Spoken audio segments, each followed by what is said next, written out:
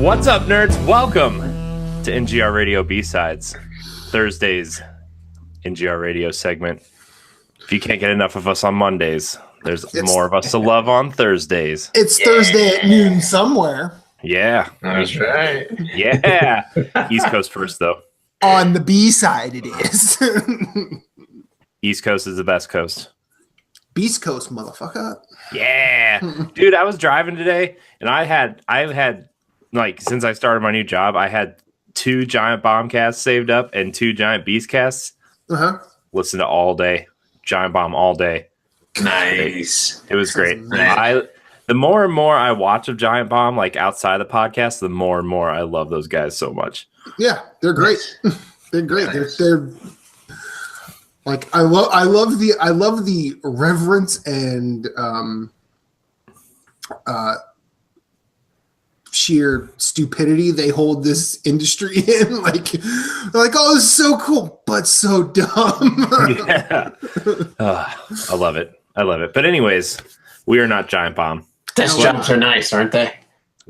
We are still applying to be the mini bomb, the mini cracker. Yeah. The little bomb. Yeah. We're still campaigning for that, but for now, we're answering your questions on B-Sides this week. We've got 3 questions to answer on NGR Radio B-Sides this week. Yeah. Our first question comes from Brad Miller. What time period / setting would you like to see in Bloodborne or Neo take place? What cool weapons would you like to see? Moose? I'd like to see the subject matter tackled in another culture. Because like Bloodborne's kind of like London, like European type setting and culture. I'd like to see like Japanese, like Japan. I think it would work really well with ninjas, Ronins and samurais. So I think there could be a lot of cool weapons. But then this is Bloodborne. But then again, that would be kind of going in the direction that Neo was.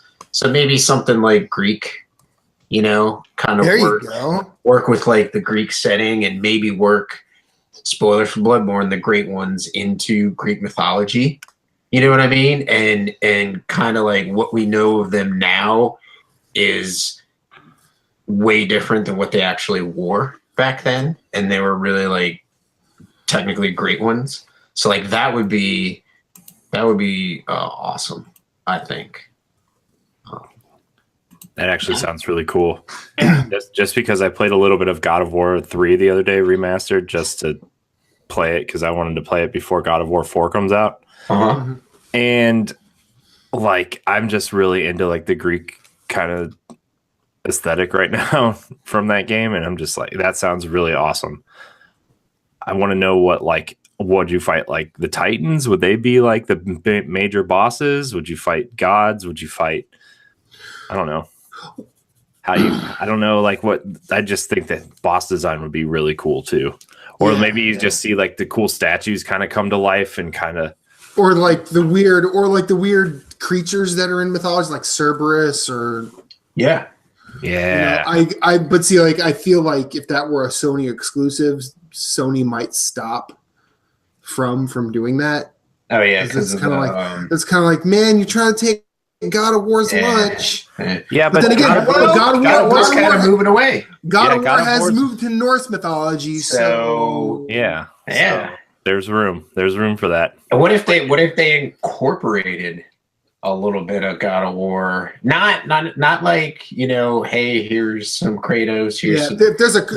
What if there was like they have Kratos item descriptions? I'd be okay with that. Yeah, or just something where like this being is described and it turns out it's like Kratos or something like that. You know what I mean? And that would be pretty cool. I think Sony would be smart to kind of work in conjunction with From Software for that. Chains of the Butthurt. Yeah, exactly. Yeah. The man who was braided with these was very, very angry. Yeah. exactly. Yeah. No, Sorry, I was checking our Instagram and someone called Anal Lust 89 followed us on Instagram, so that's cool. I got distracted. finally. No. We made it, guys. Why 89 though? Clearly, Why? they were born in 1989. Maybe. I don't know. Or maybe they are literally the 89th person that came up with anal lust as a name. Maybe. There you go. It's a big world. It's a big world. I bet they were born in '89. That's probably really what it is. I'm gonna go with that one. Let's see. So I actually have a really cool one. Oh, okay. What's yours? If you're still thinking, I mean, I was thinking like, maybe take the steampunk Jack the Ripper kind of aesthetic and move into like a steampunk kind of world with it, and like maybe when you're crafting, you collect like gears and stuff to craft your weapons or something. I don't know. I think that would be kind of like a cool take on it. But like instead of like almost like I guess you would call it a realistic art style that in Bloodborne or Dark Souls, it would be more of like a painterly type thing, similar to like, I mean, it would still kind of be on the realistic side, but like when you swipe, you see the sword swipe in like a painterly manner, and like when you slice a guy down, you see similar to what God of War 4 is doing, where like it kind of has this realistic look to it, but when you cut them open, you see the insides, and it's like very vibrant and very like the color like really hits you in the face, and when you're like fighting these enemies, just have like some vibrant color just flying out of them. It'd be awesome. That would be cool. Yeah. I did want to say on a side note, due to Bloodborne being a PlayStation Plus game next year, the Bloodborne community next month, next year. Well, this month, but it's like starts tomorrow. By the time this goes up, it's free on PlayStation. I'm so excited. That's right. I'm so excited, by the way, because I almost bought Ratchet and Clank last week.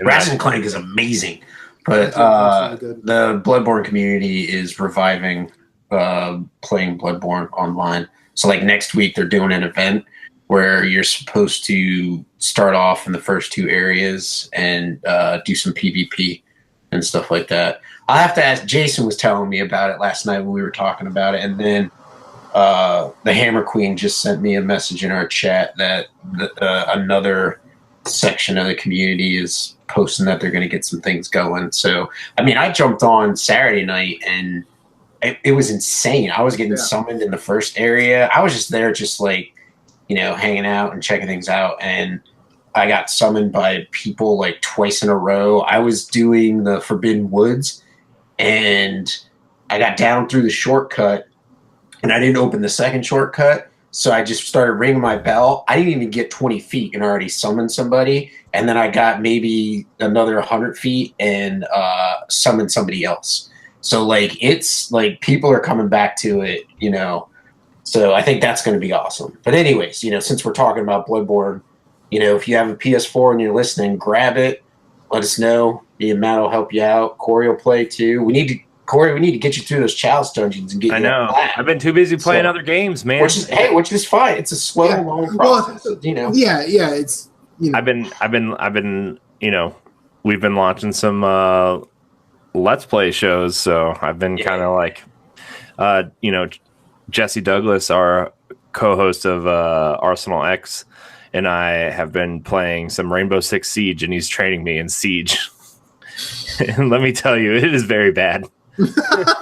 Nice. I need to watch that. He's great. He's like a master at this game because he plays it all the time. But I went through and I was like, I don't know what I'm doing at all. But whatchamacallit it took like 3 hours for me to even figure out what I was doing. The new DLC comes out this week, doesn't it? Yeah, and I actually really was enjoying what I was playing. Especially Terrorist Hunt was pretty cool mode. So, but anyways, back to Bloodborne. I want to get back to that too. So Yeah. Yeah. Yeah. I need to get back to Neo too. Yeah. There's too many games and not enough time, guys. This is true. This is true. That is true. Yeah. Very, very true. I think I mean, I know this is something that we've talked about a few times on B-sides and the show proper, because Moose and I have a problem, and we're really trying to fully corrupt Corey on this. True. But I thought you were gonna say we're fully trying to combat our problem. When no, we're not. No, I acknowledge it, and I don't want to get rid of it. I mean, right. I feel like there are worse problems I could have, but I would still like. I still like the idea of a super hardcore sci-fi take on it, rather than summoning or ringing the bell. Like, you get invaded by like hacking. Ooh, that would be cool.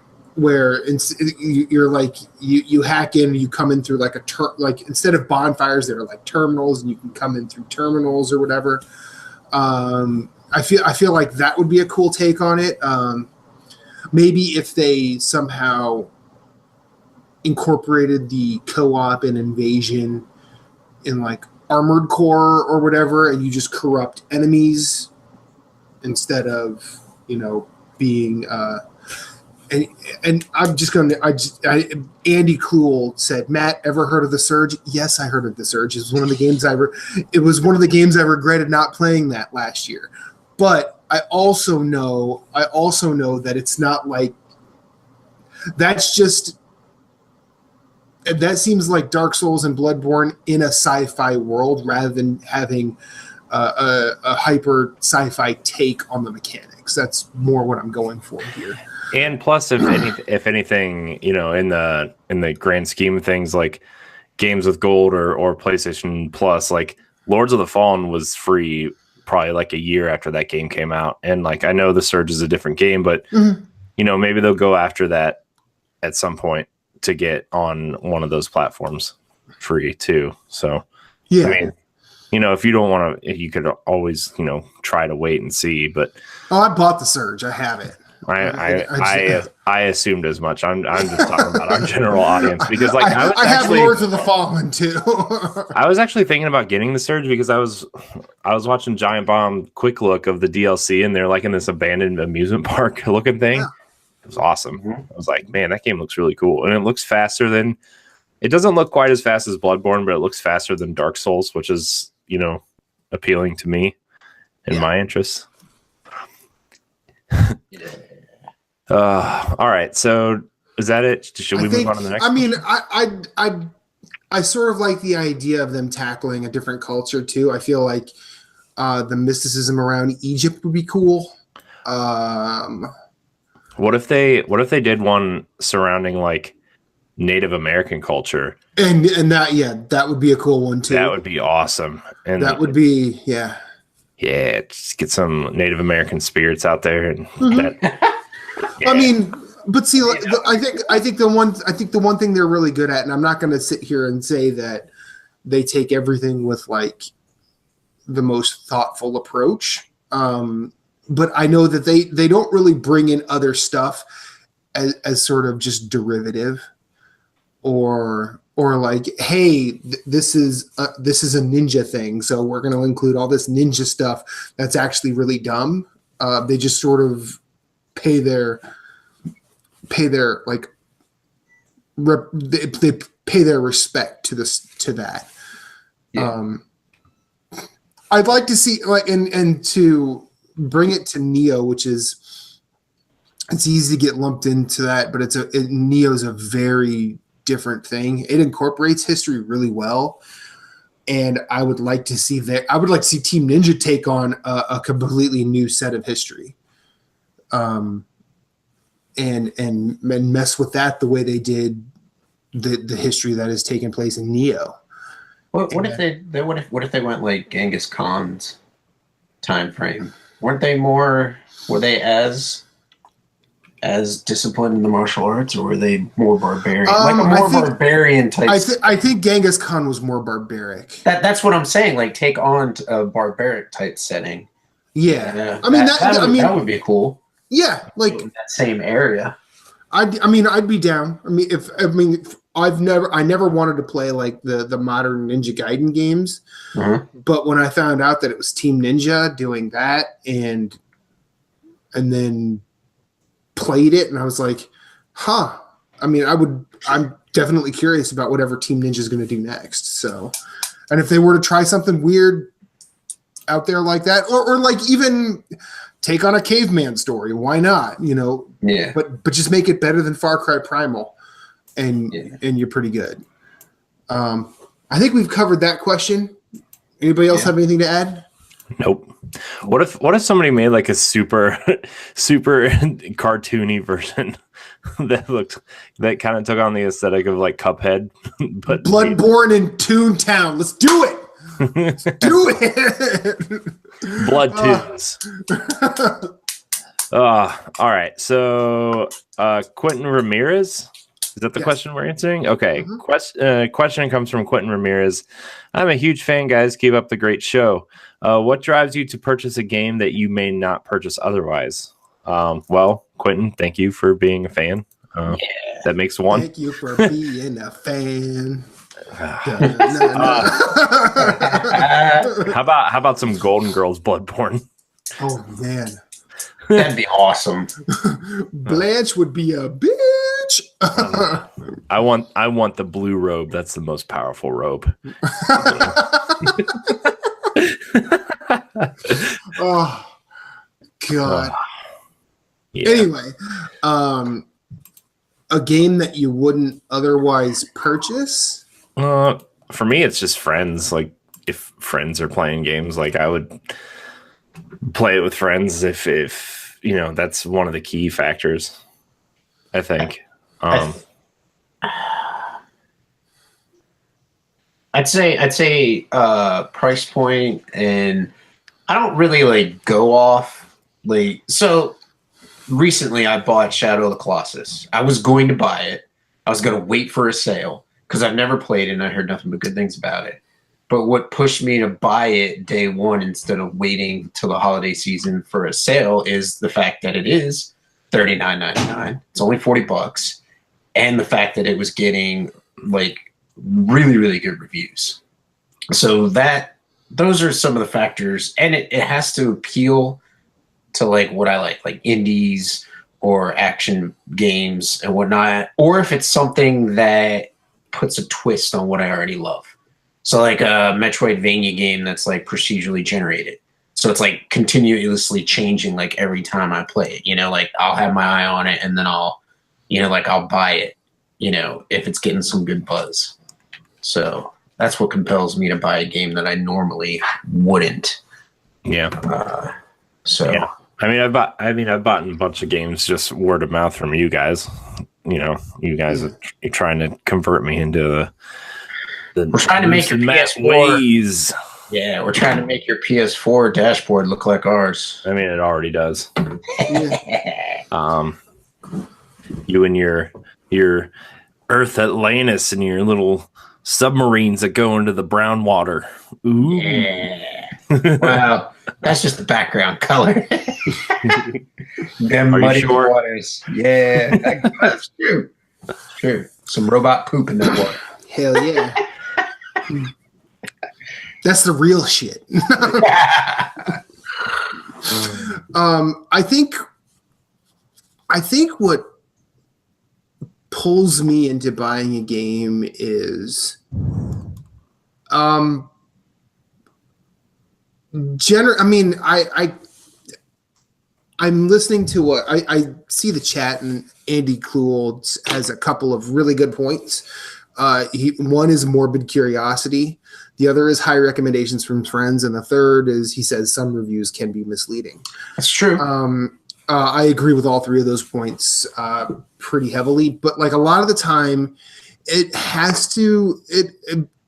I can't even always explain what'll make me buy a game. Because like I bought Shadow of the Colossus when it came out for PS2 in 2005, and it was actually the last game I played for a while, like where I just basically stopped playing video games for a while. Why I bought it in 2002 or 2005, I actually don't even remember. But like I saw it and I'm like, you see this giant monster on the cover, a little dude on the cover, and I'm like I want to see what that fight's about. Mm-hmm. Mm-hmm. And then I played it, beat it, and I'm like, wow, I thought it was a really good game. I didn't think it was one of like, it wasn't something that reached out and grabbed me as like one of the best stories ever, because if you just try and explain to someone, the story's not really good. But like if you really try and think about like the themes and stuff that game does, like that's where the greatness really shines. You know, I bought Super Meat Boy because Damon Hatfield on one of the first Game Scoops I ever listened to said it was amazing. So I'm like, all right, I'll see if this guy has anything. And then I bought it and I was like, oh okay. Yeah, this is really awesome. But like, I don't know. I honestly, it really depends on the game. It has to be something that it looks like something I would enjoy playing. And what I enjoy playing is kind of a wider range of things.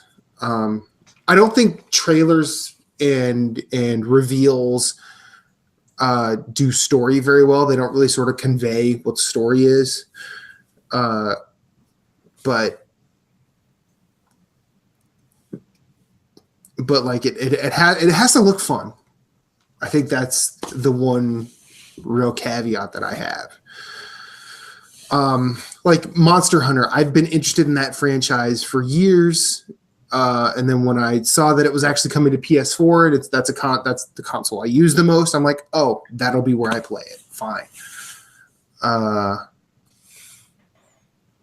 Like I bought the original Bayonetta on Xbox 360 and loved it, but why did I buy it? I don't know. It just looked fun. So, and then because of that, I bought Bayonetta 2 on Wii U, and that was one of my favorite games of the year that year. That's it. I mean, I think that's just a difficult question to nail down, because like, I think all three of us have our genres. We have our styles that we go for. But that doesn't mean every single one of those is going to get our money. Make sense? Yeah. Okay. I didn't know if I was frozen or not. You're all real still. No. I'm just waiting for you to finish, man. You're talking, I'm listening. Yeah. And then, so yeah, what you guys have any things that sort of tickle you that'll make you purchase a game? Tickling always makes me purchase a game. Yeah. I like a good tickle. It's very persuasive. Yeah. I don't know. I mean, I feel like we've tackled this question a little bit too at some point, but like, I look at franchises that I enjoyed playing throughout my life, and I usually go for the next entry in that, you know. Depends on what it is though too, because like, I didn't play God of War Ascension, and I like God of War games, so you know, whatever. But I still don't know what God of War Ascension actually was. It was a prequel to 1. It's how he became who he is. Yeah, but the only thing you ever saw was him fighting a giant elephant thing, and you didn't know what to do with it. It's true. And it had multiplayer. Yeah. Which was weird. Usually, like, it takes a lot for an indie game to catch my interest. Not that I think like indie games are bad, but I really want to make sure the game is like special enough and worth my time. You know, SteamWorld Dig 2 was worth it. Shovel Knight. Oh my gosh, Shovel Knight. I've probably bought in Shovel Knight like 3 or 4 times at this point. Yeah. You know, I really don't know how to answer this question. If I'm interested in a game, I usually just buy it. Mm-hmm. Yeah, that's the other thing too.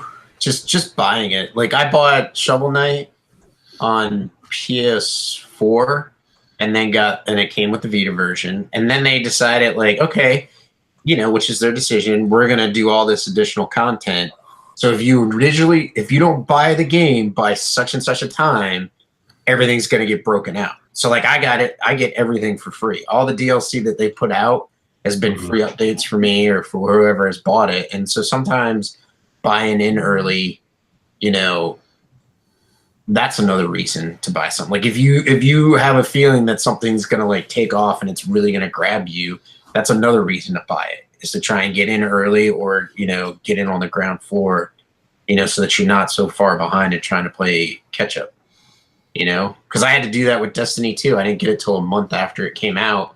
And then at that time, Jason and Jeff were like way ahead of me. They had to start a new character to play with me. And then like, now I just want to blow my brains out because I bought that game. But anyways, I'm glad I didn't buy Monster Hunter World. Anyways. I got caught up in the hype for Monster Hunter. I'm not going to lie. I really did. Like I heard like everybody that it likes Destiny is jumping off to play Monster Hunter because it feeds that same, but really like tries to do something different, and it's the most accessible Monster Hunter or whatever. I'm like, oh yeah, man, Monster Hunter's always been interesting, but always really obtuse and like weird and stuck on 3DS, which is a system nobody really wants to play on. And maybe I'll try it this time. No, I'm sorry. Nope. Got sucked in. And I can't trade it in because I bought it digitally. Just like 90% of my other games. But yeah. I don't know, man. I usually like the games that I purchase. I don't know. I missed the boat on that one. Well, I mean, I've bought a lot of games in my time, and I've not liked every single one of them. True. I think it's you kind of have to understand that it's all a gamble going in. But then it goes the other way too, where like I got really I was really hesitant to buy Overwatch, and I ended up loving that game. Like loving that game. I just played it last week. It was I love that game. I want to try out that new hero. Mm-hmm. Yeah. I mean, I regretted not playing that, and it came out 2016, right? Yeah. What I really need is fucking Borderlands. They better announce that. See, that's a game too that was like that should be scratching the itch, like the Destiny itch almost, and it's just it never did anything for me. Really? Yeah. Borderlands 2? Any of them. I own all three of them, and I just never got into any of them. Wow. I don't know why. I just didn't. I'm a huge fan. Yeah, loved one. Like I missed one. I missed one. I did not get it. I got it like a week before 2 came out, and I'm like, man, this game's amazing. And then I actually decided to wait on getting Borderlands 2 so I could finish Borderlands 1. I platinumed the fuck out of that game. And then how much did you platinum it? I platinumed the fuck out of it. And then I bought Borderlands 2 on a Black Friday sale at GameStop. It was the same day I got my Vita, actually.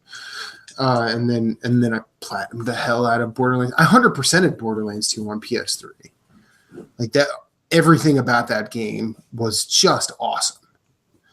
I would give anything for 3 to just be more, but I don't think it will be. I'm actually really worried about what's going to happen with 3. I feel like it's going to be something stupid. Yeah, I feel like 3 is going to it's going to take away what people like about Borderlands, and like they're really going to. Whoa, hey. I don't know what happened there. Ghost. So all of a sudden. I feel like they're gonna try to look at some of these other like games as service games and really try to move that direction, and like that's not what people are gonna want from Borderlands. No. And I feel like it's been so long since Borderlands 2, and like I know we got the pre-sequel, but Borderlands 2 is the one that everybody really loves. Like Yeah. that, like it's a similar situation to Half-Life 3, where like no matter when and how that game comes out, it's just going to be disappointing. People are just going to be disappointed. Not that like Borderlands is on the same level as Half-Life or anything, but it's a similar situation, I think. So yeah. Well, I also think everything around Borderlands is, it's kind of a lightning in the bottle situation, because Borderlands 1 was it was a cool idea. They just said, hey, let's do a loot-based first-person shooter, where there's no real deathmatch, there's no real competitive multiplayer, it's all co-op.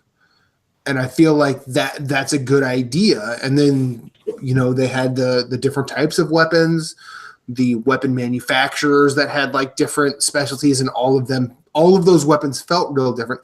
And then with 2, they actually decided to focus more on the writing, and they wrote a longer story in a bigger world with more weapons, and they actually created a really cool villain in Handsome Jack. But I love when Moose just agrees with you. No, they did. They created. He's freaking awesome. I know. Yeah. It's just It's the way the villain to fucking hate. But anyways. yeah, I mean, it was one of those things that like all of the dialogue in that game was so like present and relevant, but still kind of holds up even now. And I'm worried about where, like, if they might say, oh, okay, we just got to do exactly what we did then. But like, I feel like if they tried to do that, and where they tried to keep things like super current with now and super hyper present, we'll probably get way too many memes, and it won't be fun. And True. And it's a tough thing to do once or twice, but to keep the streak, it's. I mean, not all funny pop musicians stick around for very long. The only one who actually really was able to do it was Weird Al, and like I still don't know how he keeps doing it because he's awesome. He's fucking amazing. Didn't he just come out with something new recently? Yeah, I mean, he's been steadily releasing material. He didn't just stop because he wasn't getting number 1 on Billboard anymore. Like he still has a huge following. Like the man is real. Like he's really good at what he does. And I know a lot of the musicians in the music industry like respect him enough to where they're like, you've made it if Weird Al has done a parody of your song, or of you. You know what I mean? So and then like he's also respected in the comedy community. Like there's like he's legitimately funny. Yeah. We don't just hang out with him ironically. Yeah. All right. But yeah. All right, let's get to this last question, I suppose. Where is the chat? There it is. Okay. Sam Hall writes in and asks, what are some of your wildest dating stories, weirdest first date, or worst date you're willing to talk about? Yeah, things, dating. I'm glad I'm married. That's all I have to say. Ditto. I said the same thing the other week. She's like, I'm so happy I don't have to date anymore. Yeah. I did get catfished once on a date. This was someone I went on a date with right before I met my wife. Okay. And we were chatting online, and she was like sending me all these pictures and stuff of her, like this cute little redheaded girl that was like, yeah. And then tell her I'll meet her at the restaurant we were gonna go to, and the girl that shows up was not the girl in the picture, like at all. Like not even close. No. No.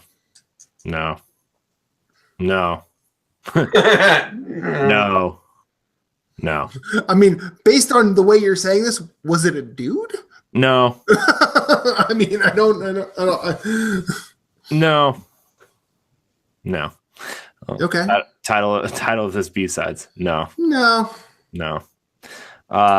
And so I was like, she recognized me. I was like, do I know you?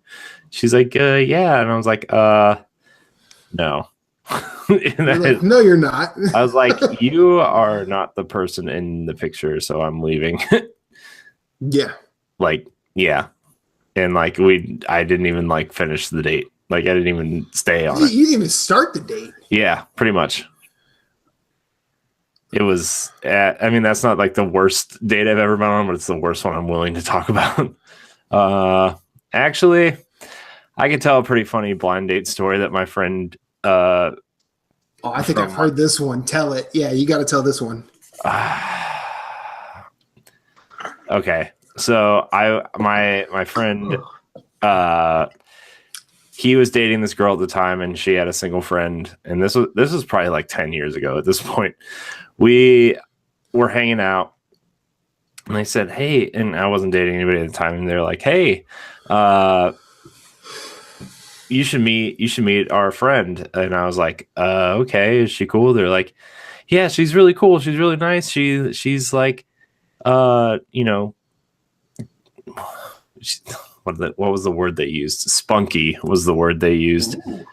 And I was like, okay, yeah, nothing sure. Wrong with a bit of spunk. I'm like, yeah, sure, whatever. I'm like 22. I'm ready for some spunk, you know. And we go. You're ready to drop some spunk, aren't you? Oh, yeah. And so we're all hanging out. And we go to pick her up. Right. First off, it smells like she took a bath in vodka. Like she just was just trashed out of her mind. And then she starts like chain smoking in the car. I'm like, I already don't like what's happening right now. I already don't. But I'm like, I'm stuck. My friend picked me up. I'm literally stuck in this situation. So let's just make the best of it. Whatever. We get to his house, and we are like, what are we gonna do? What are we gonna do? And so Twilight was the popular movie at the time. This is my first viewing of Twilight, by the way. Wait, you had multiple? Yeah. Just, I mean, he's in the demographic. Let's stay focused here, children. Children. I'm practicing my dad voice. Oh, okay. Okay. So we're watching this movie, and I'm trying to make conversation with this girl, and she's just like not even answering. This was before like anybody really had smartphones, so like she wasn't like on her phone or anything. She was just like sitting there smoking and like out of her mind drunk. And I'm just like, oh, okay, this is weird. And so like, God, I do not miss Midwestern women. I do not miss it at all. Yeah. And like halfway through the movie, my friend and his girlfriend get up and go. I assume they're just going to go into the bedroom and just like, I don't know, make babies or whatever. Mm-hmm. So this girl finally says, like, answers my questions, like 1-word answers or whatever. And like all of a sudden she makes a phone call and she looks at me. She eyes me up, like up and down my whole body. And she's like, she says in a real low voice, she's like, "I'd totally do you with my rubber penis." And then she walks out the door. Alrighty then. Yeah. I'm like, That still might be the weirdest thing anybody's ever said to me. Have you met me, Mike? My name is Corey. No butt stuff, Dierig. Yeah. I'm like, that might be the weirdest thing anybody's ever said to me. Yeah. Yeah. All right. Yeah. Yeah. Well, I mean, she didn't. Corey, if it's any consolation, I would not do you with my rubber penis. That's good. I mean, I just figured I'd let it out. I'd throw it out there. That's good. Thank you. I appreciate it. Moose on the other hand. Use another choice word, but I for some reason my mom started watching all of our videos. And she yelled at me for cussing on the videos, so I'm like, oh no. Now that's just like in the back of my head. Even though I'm 31 years old, I'm like, she's gonna comment. Don't tell me how to live my life. So I'm like, I'm trying to like not do that, even though I'm like, I really don't care. But I just know she'll say something the next time she sees me. I'm just like, Of course, now she's probably going to question me about that story, and that just throws everything else out the window. So you knew a girl with a rubber penis? Awesome. Moose, Matt? do you have any or no? No, not really.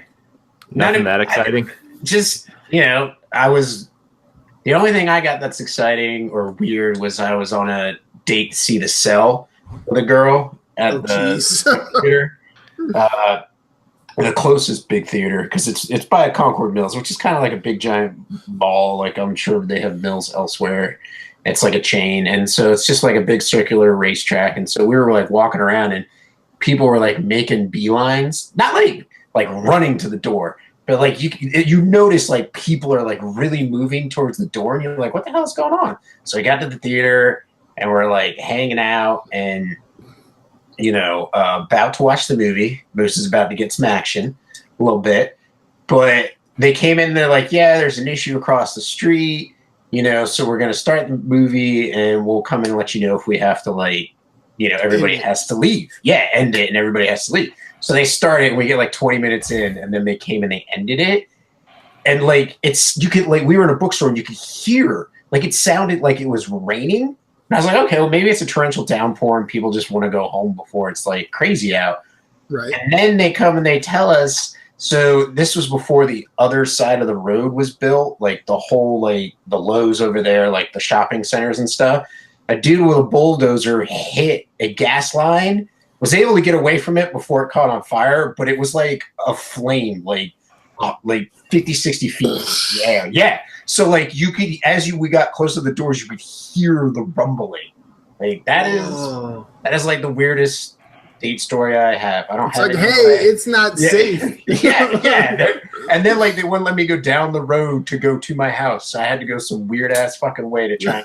And this was before smartphones and I didn't have what do you call them, the Navigons or whatever, and no smartphone. So I had to figure out how to try and get back home. So it was quite the adventure. So, but that's about it. No horror stories like some chick trying to screw me with a rubber dildo or catfishing or anything like that. I had a pretty normal dating life. There's been other bad ones, but those are the two that are the worst ones. I remember some girl tricked me into going to see Transformers with her. That was awkward. Yeah. Because she said a big group of our friends were going, and that big group consisted of just her. I was like, this is weird. This is weird. I've been there. Yeah, that was awkward. Yeah. Awkward dates.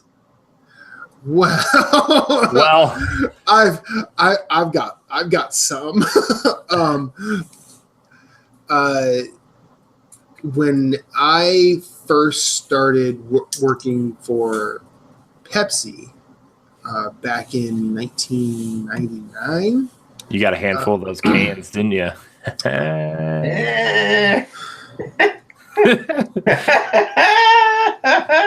Come on, I'm practicing my dad jokes. Oh, Jesus God. That's a perverted dad joke. I would tell my kid that.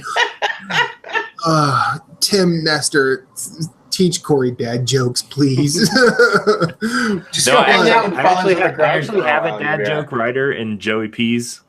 Oh, yeah? Okay, all right. Somehow he's like the master of dad jokes. Nice. Well, anyway, so I was a merchandiser, and I had a couple of stores actually near my house where I lived, and one like far on the south side of Des Moines.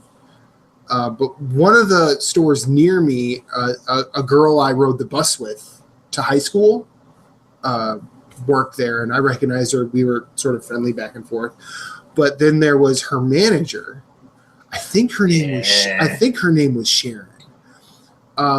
Very, very nice girl. At one point, like, we had, exchanged conversation and whatnot.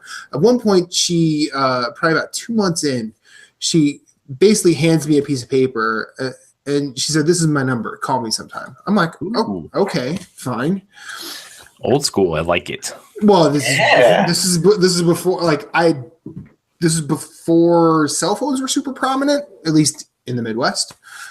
So I'm like, all right, I will call you tomorrow because I once I get off work, I'm off the next day. Maybe we can do something tomorrow night. Called her and she's like, "Hey, let's do this." And I'm like, "All right, that sounds fun. I'll pick you up." And go to her apartment. She tells me to come up. She's like still getting ready, and she like yells from the bathroom. She's like, "Yeah, I don't feel like going out. You want to just stay here and watch a movie?" I'm like, "All right, we can do that." And I'm like, I'm not like chill. I'm not like dressed to the nines or anything, but like, I put myself together, we'll say. And she comes out in a t-shirt and underwear. Yeah. I mean, and now I should probably preface some things like I'm not smooth. I have no game, no moves. Like I don't like. Remus downstairs going, "You got fucking game. You got me." I just see Matt. I just see Matt in that outfit Michael Jackson's wearing behind him over his shoulder. Yeah, that's what he's wearing. And he's just on the couch leaning, going, "Hey, babe." I will say this: I do look good in this suit. Reba will agree with me for now. But anyway, so she comes out. We decide. She's like, "Hey, I rented this movie. You want to watch it?" I'm like, "Okay." And I don't remember what movie it was, but we watched it. We watched it. She like fell asleep midway through, put her head on my shoulder, and like I actually like after the movie ended, I'm like, I don't know what to do. So I'm just sitting here with this girl like basically snoring on my shoulder. And I actually decided, I'm like, okay, I'd feel bad, just leaving her here. So I pick her up, I carry her to her room, tuck her in, and leave. And she calls me the next day. She's like, "What happened?" I go, "You fell asleep. I carried you to bed, put you in it, and left. I made sure I locked whatever I could on my way out. I didn't touch anything." She's like, "No, why'd you leave? You're supposed to wake me up, and we were supposed to." I'm like, "Nobody told me that. I don't know." I don't know what's going on here. She was like, "It was supposed to be party time." And she's like, "No." She's like, "No." I gotta go get the bread.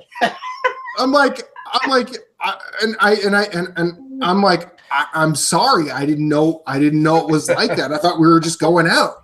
But then we didn't go out. We stayed in and we watched the movie, and more like all right. Watched the movie. And I didn't know what to do. Like I'm pretty sure I'm wired not to take advantage of situations. She was recharging her batteries. Sure, fine, but like, I'm ready to go. But like that's what I mean. But you didn't. I like lifted you up off of the couch and carried you to bed, and you did not wake up. So I would assumed, all right, I'm not getting myself into any situations here. And Deshaun's like, wow, what did I miss? Well, we're talking dating stories. Find out on Thursday. Find out on Thursday. I will have to say that you did the gentleman thing to do. I probably would do the same thing. If I was in the same situation, I probably would have been like, I don't know what to do now. So I would have did the same exact thing. I would have picked her up, put her in bed. I might have woken her up and been like, hey, I'm going to leave because you're sleeping. Yeah. And it could have I mean, I tried, but like, but like she was, I mean, every time I like shook her, she was sort of, and I'm like, all right. Yeah. So if you tried to wake her and she wasn't waking up, I would do the same thing. Put her to bed, tucked her in, and left, and just been like, okay, I'll talk to her tomorrow or something, Yeah. And then like a month later, she approached me at the store and she's like, how come you haven't called me? I'm like, I mean, personally, I took the falling asleep as I was completely bored, or so. You didn't want anything to do with me? I assumed you were just bored of me. So like, I didn't know if it was even worth pursuing. She's like, oh, you should have called. I'm like, all right. So, and now, as a guy, I'm in this situation. I'm like, well, what are you doing tomorrow night? She's like, oh no, I have a boyfriend now. I don't want to talk to you. I'm like, then why are we doing this? Why are you even saying anything? Yeah. And she's like, well, I was just curious. I'm like, all right, whatever. Anyway, so that. But see, here's the thing. Mm-hmm. I feel like in that situation, you not taking advantage of her, but if you were to initiate something, it wouldn't be an issue. You know what I'm saying? Like, it's completely different if she comes out and she's like fully clothed. You know what I mean? And you're like stripping her down and whatever. But like, she's coming out in a t-shirt and panties, and it's like, okay, like this is the first time you're hanging out, and that's what she's wearing. I mean, you know what I'm saying? Knowing then what I know now, I recognize some things. Clearly I missed some messages. But this is what kind of moron I am. Yeah. And then let's see, is there any from back then? I just thought of another really bad one. Because this is before I was married, so I'm trying to like separate things from. All right, well, you think of that. I had one in high school when I took a girl to a junior prom, and she left with somebody else. So there's one for you. Oh, that was horrible. Like my when I was a junior, I won. I had the same thing, but it was like I knew that was going to happen. Yeah. There were a couple of girls that had asked me to prom, and I felt bad saying no because I didn't fucking want to go. I just didn't want to go. Right. And then I like won this free tux, like a free tux rental from one of the local places. And then someone said, oh, you won this. You should take me. And I'm like, fucking all right.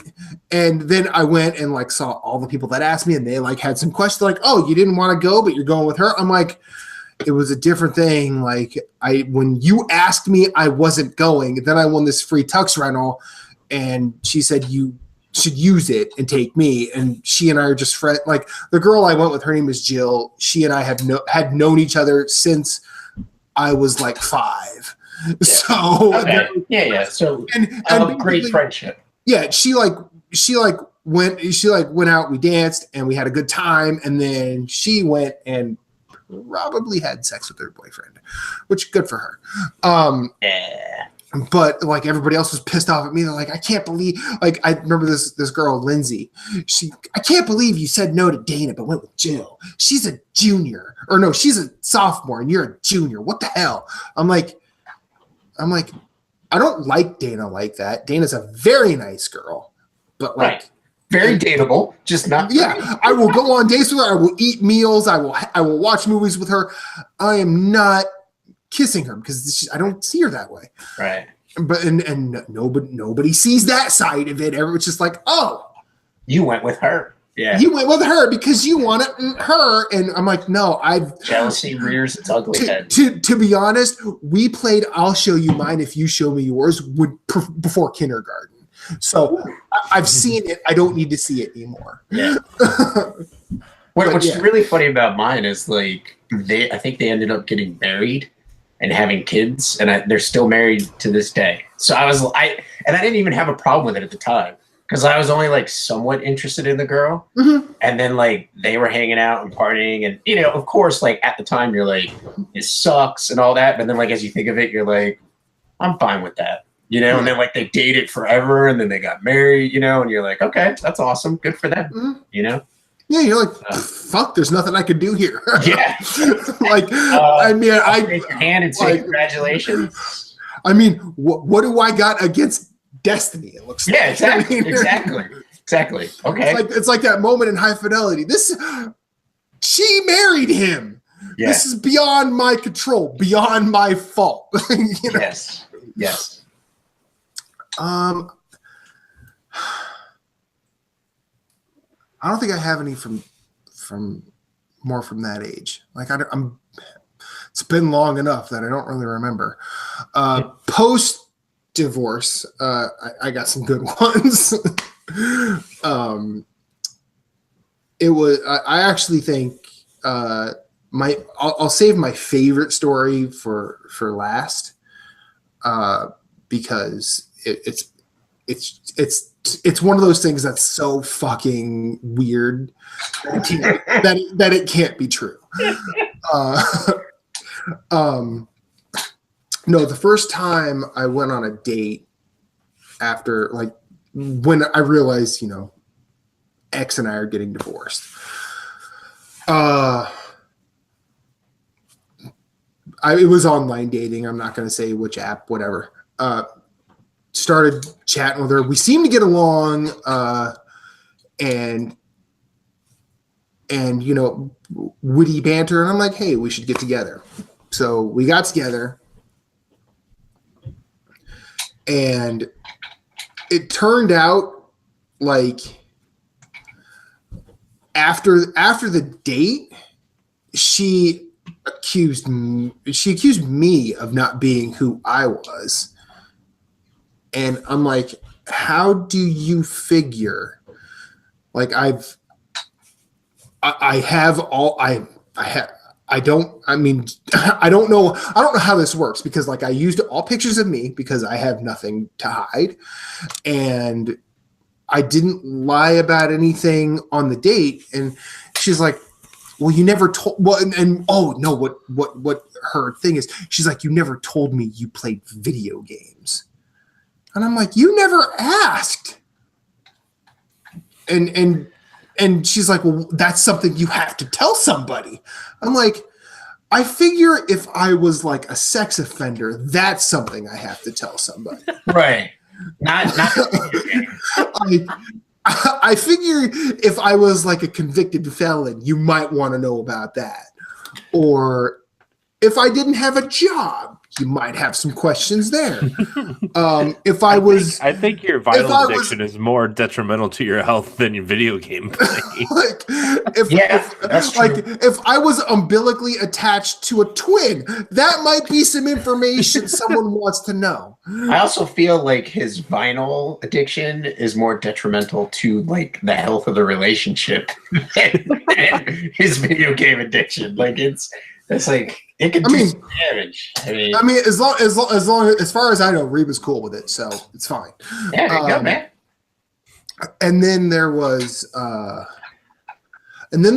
girl who Moose knows, but I'm not going to name her. Gosh, I'll keep shy. I'm gonna put it in our chat, so it's not out there. Yeah, buddy. Who basically, like, she catfished me in a very weird way. Like, she said that like she liked video games, she liked music, she was interested in like anything that I was interested in. You ever see the movie Coming to America?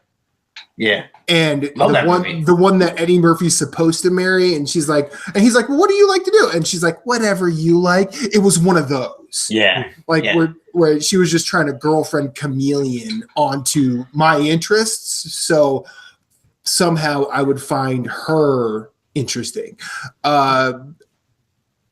Well, I think she was, due to her situation, she was also trying to find the fastest way to a house. Yeah, that's true too. That's why true she too. was doing the chameleon thing, man. I'm not gonna say you're wrong, but at the same time, it was just like, if there are things you are sort of goal oriented about, you say. I feel like you should say that. Like, if I were to start dating anybody today, and the first thing they're asking me, is like, what do I see myself doing, like career wise, or what kind of situation do I want to live in? You're kind of forthright about that. Yeah. But yeah, and eventually, like, she decided that she was going to start sharing her interest in music, and I started to realize, wait a minute, this woman is not interested in music at all. Because anybody that is interested in music, like, I think on some level everybody likes music. I think on some level, but when you're actually interested, there are certain sort of choices you make, and there are certain sort of things you sort of gravitate towards. And I'm sorry, someone sharing a playlist with me that includes Luke Bryant and One Republic and Justin Bieber, and there was another one that was like really incriminating, and I'm like, get the fuck out of here. Yeah. And I was like, all right, that's alarm one. And then when, like, I tried to, Andy makes a good point. She was trying to like music, and I'm like, and I don't think she was trying very hard. But my favorite story is, I actually like Reba's in my first date story too, but I'll save that for when we're talking about good dating stories. But my favorite one is it's something I actually told on Nerds Gone Rogue one of the times Lisa Goodman was on. I met this girl online, going to a bar in Northern Liberties. And I'm there like 15 minutes early. She's nowhere to be seen. And I'm sort of keeping an eye on the door because, I want to see him walking in and be ready to greet and whatnot. And now I'm being judged. But hey, man, just tell her to listen to about show about 20 minutes ago. I've told Reba this story, but this girl comes. I see her coming. I'm like, oh, okay, I'll go greet her. Gets in the door, trips, falls face first onto the floor, and